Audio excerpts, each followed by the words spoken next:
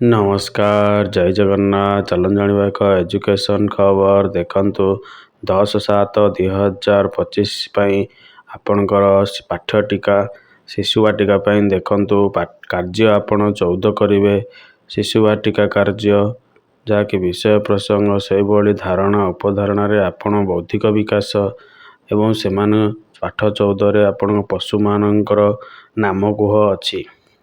ତ ଆପଣମାନେ ପ୍ରତ୍ୟାଶିତ ଫଳାଫଳ ପାଇବେ ବିଭିନ୍ନ ପଶୁପକ୍ଷୀମାନଙ୍କର ନାମ। ସେହିଭଳି ଶିକ୍ଷଣ କାର୍ଯ୍ୟ କ'ଣ ନେବେ ନା କାର୍ଯ୍ୟ ଫର୍ଦ୍ଦ ଆପଣ 14ରେ ଖୋଲିବେ ଓ ଦେଖିବାକୁ ଶିକ୍ଷାର୍ଥୀମାନଙ୍କୁ କହିବେ ଓ ଶିକ୍ଷାର୍ଥୀମାନେ ଦେଖିବେ। ସେହିଭଳି ଶିକ୍ଷାର୍ଥୀମାନେ ବା ଶିଶୁମାନେ ପଶୁପକ୍ଷୀର ନାମ କହିବେ। ଶିଶୁମାନେ ପଶୁପକ୍ଷୀ ମାନଙ୍କୁ ମଧ୍ୟ ଚିହ୍ନିବେ। ଏହା ହେଉଛି ଆପଣଙ୍କର ଶିକ୍ଷଣ କାର୍ଯ୍ୟ। ସେହିଭଳି ଆପଣଙ୍କର ଶିକ୍ଷଣ ସାମଗ୍ରୀରେ ପଶୁପକ୍ଷୀଙ୍କର ମଡ଼େଲ ସବୁ ନେବେ। ଶିଶୁ ବାଟିକା ପାଠ୍ୟପୁସ୍ତକ ଫର୍ଦ୍ଦ ନେବେ। ତାପରେ ଆପଣମାନେ ବହୁ ଶ୍ରେଣୀ ଏହା ହେଉଛି ବିଶେଷ ମନ୍ତବ୍ୟରେ ଯିବ ଏବଂ ଆପଣମାନେ ପ୍ରଶ୍ନ ପଚାରିବେ। ଗାଈର ଡ୍ୟାସ୍ ଗୋଡ଼ ଥାଏ, ଛେଳିର ରଙ୍ଗ କିପରି ଇତ୍ୟାଦି ଶିଶୁ ବାଟିକାର ଆପଣଙ୍କର ପାଠ୍ୟ ଟିକା ଲେଖିପାରିବେ। ସେହିଭଳି ଆପଣଙ୍କର 10 ତାରିଖ ସୁଦ୍ଧା ବିଦ୍ୟା ପ୍ରବେଶ ଦେଖନ୍ତୁ ପ୍ରଥମ ଶ୍ରେଣୀ ପାଇଁ। ତ ପ୍ରଥମ ଶ୍ରେଣୀ ପାଇଁ ଦେଖନ୍ତୁ କାର୍ଯ୍ୟକ୍ରମ 19। ତ ଆପଣମାନଙ୍କର କାର୍ଯ୍ୟ ଫର୍ଦ୍ଦରେ ଆପଣଙ୍କର ବିକାଶାତ୍ମକ ଲକ୍ଷ୍ୟ 1 ରହିଛି, ଯାହାକି ଆପଣଙ୍କର ପ୍ରତ୍ୟାଶିତ ଫଳାଫଳ ମାନସିକ ଜ୍ଞାନ ବୃଦ୍ଧି ବା ଗୋଲକଧନ୍ଦା ବୃଦ୍ଧି। ଏଥିରେ ଦେଖନ୍ତୁ ଆପଣମାନେ କାର୍ଯ୍ୟ ଫର୍ଦ୍ଦ 19କୁ ଖୋଲିବେ ଏବଂ ଶିକ୍ଷାର୍ଥୀମାନଙ୍କୁ ଦେଖିବାକୁ କହିବେ। ଶିକ୍ଷାର୍ଥୀମାନେ ଠେକୁଆ ବସିଥିବା ଦେଖିବେ।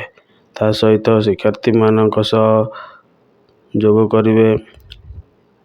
ଠେକୁଆ କିପରି ଭାବରେ ବସିଛି ଏବଂ ଯାଇ କିପରି ଭାବରେ ଗାଜର ଖାଇବ, ଏଭଳି ଭାବରେ ଆପଣ ଚିତ୍ରଟିକୁ ଦେଖାଇବେ। ତାପରେ ଆପଣଙ୍କର ସାମଗ୍ରୀରେ ଦେଖନ୍ତୁ ବିଦ୍ୟା ପ୍ରବେଶ ପୁସ୍ତିକା, କାର୍ଯ୍ୟ ଫର୍ଦ୍ଦ ପୁସ୍ତିକା ଏବଂ ଗୋଲକଧନ୍ଦା ଚିତ୍ରଟିଏ। ସେହିଭଳି ଆପଣଙ୍କର ବିଶେଷ ମନ୍ତବ୍ୟରେ ରହିବ ଆପଣଙ୍କର ବହୁ ଶ୍ରେଣୀ ଏବଂ ଆପଣଙ୍କର ପ୍ରଶ୍ନ ଗୁଡ଼ିକ ହେଉଛି ଠେକୁଆ କେମିତି ବସିଥିଲା, ଠେକୁଆ ଗାଜର କିପରି ଖାଇଲା। ସେହିଭଳି ଆପଣଙ୍କର ଦ୍ୱିତୀୟ ଶ୍ରେଣୀକୁ ଆସନ୍ତୁ। ଦ୍ୱିତୀୟ ଶ୍ରେଣୀରେ ଆପଣଙ୍କର ଭାଷା ଓ ଗଣିତ, ଯାହାକି ଭାଷା ପାଇଁ 40 ମିନିଟ୍ ଆପଣ ଚିତ୍ର ପୋଷ୍ଟର ପଢ଼ାଇବେ। ଚିତ୍ର ପୋଷ୍ଟରରେ ଆପଣଙ୍କର ଆସୁଛି ଖେଳ ପଡ଼ିଆ, ଯାହାକି ଜୁଲାଇ ମାସ ସିଲାବସରେ ସନ୍ନିବେଶିତ ଅଛି। ତ ଖେଳ ପଡ଼ିଆ ପୋଷ୍ଟର ଦେଖାଇବେ। ଖେଳ ପଡ଼ିଆ ପୋଷ୍ଟର ଚିତ୍ରରେ ପିଲାମାନଙ୍କୁ ପଚାରିବେ କ'ଣ କ'ଣ ଅଛି, କି ଖେଳ ଚାଲିଛି। ତ ପିଲାମାନେ ଉତ୍ତର ଦେବେ କେଉଁଠି ଆପଣଙ୍କର ବାଟି ଖେଳ ହେଉଛି, କେଉଁଠି ଗିଲିଦଣ୍ଡା ଖେଳ ହେଉଛି ଇତ୍ୟାଦି। ତ ଆପଣଙ୍କର ସାମଗ୍ରୀରେ ନେବେ ଖେଳ ପଡ଼ିଆ ପୋଷ୍ଟରଟି ଏବଂ ଆପଣଙ୍କର ବିଶେଷ ମନ୍ତବ୍ୟ ହେଉଛି ବହୁ ଶ୍ରେଣୀ ଏବଂ ମୂଲ୍ୟାୟନ ହେଉଛି ପିଲାମାନେ କ'ଣ କ'ଣ ଖେଳୁଛନ୍ତି। ସେହିଭଳି ଆପଣଙ୍କର ନେକ୍ସଟ 40 ମିନିଟରେ ଆପଣମାନେ ଚାଲ ଘର କରିବା ବିଷୟଟି ପଢ଼ିବେ। ଆଜି ତା'ର ଅଭ୍ୟାସ କାର୍ଯ୍ୟ କରିବେ। ବିଭିନ୍ନ ପ୍ରକାର ପ୍ରଶ୍ନର ଉତ୍ତର ଅଭ୍ୟାସରେ କରିବେ। ଗପ କୁହ, ପଢ଼, ଲେଖ, ଚିତ୍ରର ନାମ ଦେଖି ଶବ୍ଦ କୁହ, ଠିକ୍ ଉଚ୍ଚାରଣ କରିବ। ତାପରେ ଆପଣଙ୍କର ବର୍ଷାରେ କିଏ କେମିତି ରୁହନ୍ତି, ଘରର ଚିତ୍ର କରିବେ ଏବଂ ଘର ବିଷୟରେ କହିବେ।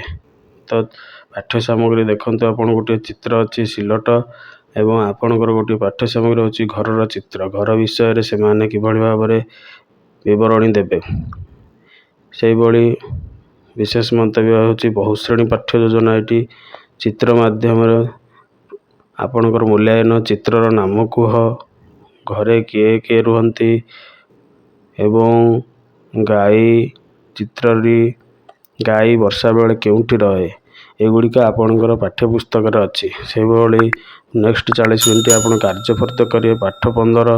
ସେହିଭଳି ଆପଣଙ୍କର ଦ୍ୱିତୀୟ ଶ୍ରେଣୀ ଗଣିତରେ ଦେଖନ୍ତୁ ଗଣିତ ପାଠ୍ୟକ୍ରମ ପ୍ରଥମ 30 ମିନିଟ୍ ପାଇଁ ଆମେ ଗଣିବା ପାଇଁ କହିବା।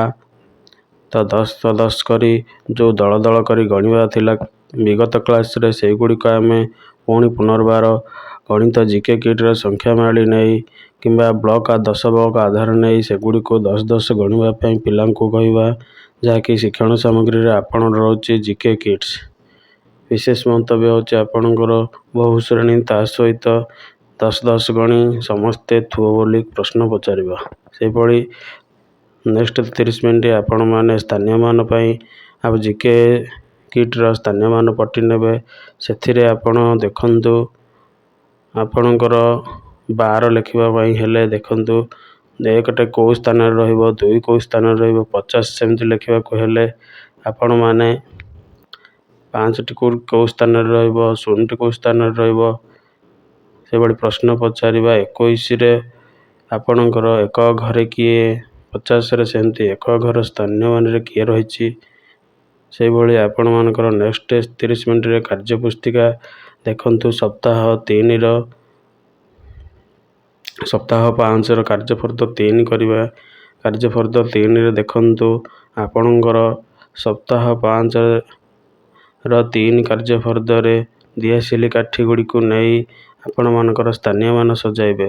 ଦେଖନ୍ତୁ 14ର ସ୍ଥାନୀୟମାନରେ 4 କେଉଁ ଘରେ ରହିବ, 1 କେଉଁ ଘରେ ରହିବେ, କେଉଁ ସ୍ଥାନୀୟ ଘରେ ରହିବେ ତାହାକୁ ଶିକ୍ଷାର୍ଥୀମାନେ କରିବେ।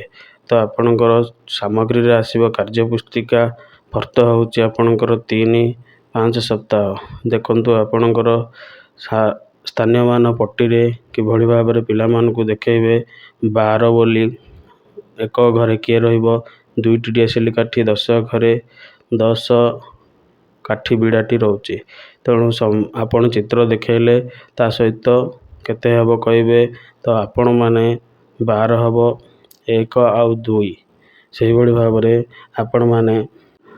ଭାବରେ ଆପଣମାନେ ଜୁଲାଇ 10 ପାଇଁ ବହୁ ଶ୍ରେଣୀର ପାଠ୍ୟକ୍ରମ ତଥା ଶିଶୁ ବାଟିକା, ବିଦ୍ୟାପ୍ରବେଶ ଏବଂ ଦ୍ୱିତୀୟ ଶ୍ରେଣୀ ପାଇଁ ପାଠ୍ୟକ୍ରମ ଲେଖିପାରିବେ। ଏହିଭଳି ଏଜୁକେସନ୍ ଖବର ପାଇଁ ଆମ ଚ୍ୟାନେଲକୁ ଲାଇକ୍, କମେଣ୍ଟ ଓ ସବସ୍କ୍ରାଇବ୍ କରନ୍ତୁ। ଜୟ ଜଗନ୍ନାଥ।